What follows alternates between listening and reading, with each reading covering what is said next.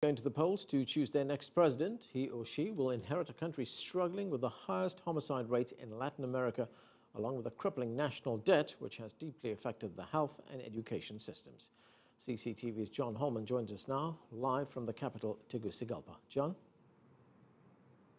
Hello. Well, despite all of those problems, this has actually been quite an exciting time for Honduras, and there is quite an excitement in the capital, Tegucigalpa, behind me. That's because there's new parties here this year that have a chance of winning the presidency. Usually it's the Liberal and the National Party that have taken that sort of position for as long as anyone can remember, really. The most popular of those new parties is the Libre Party, and the candidate for that party is Xiomara Castro.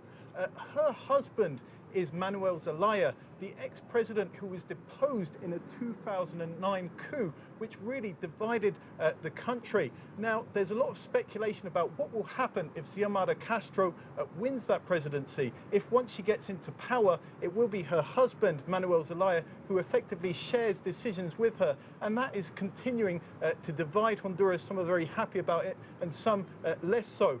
One of the problems that coup actually made worse in Honduras was the incredible violence here. It's the country with the worst homicide rate outside of a war zone in the world. And we'd like to talk a little bit about that violence. I have with me Adrienne Pine, an anthropologist who has written a book about the violence in Honduras. Adrienne, thanks for joining us. Just like to ask you, what does the next president, whoever it is, have to do to resolve that problem of the incredible violence in this country?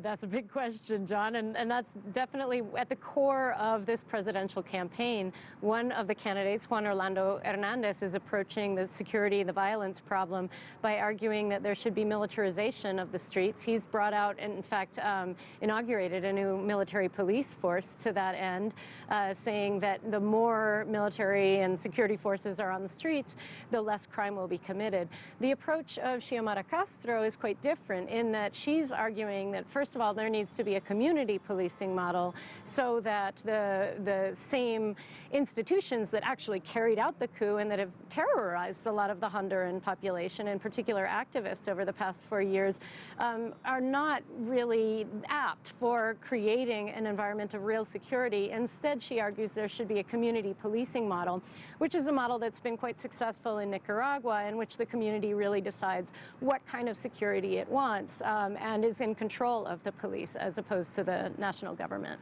There has been, however, Juan Hernandez, obviously the other leading candidate in this presidential race, there has been a certain amount of support for his military police model in these neighborhoods that have been affected by crime. When we've gone in there and talked to people, they say that they're glad that at least something's been done.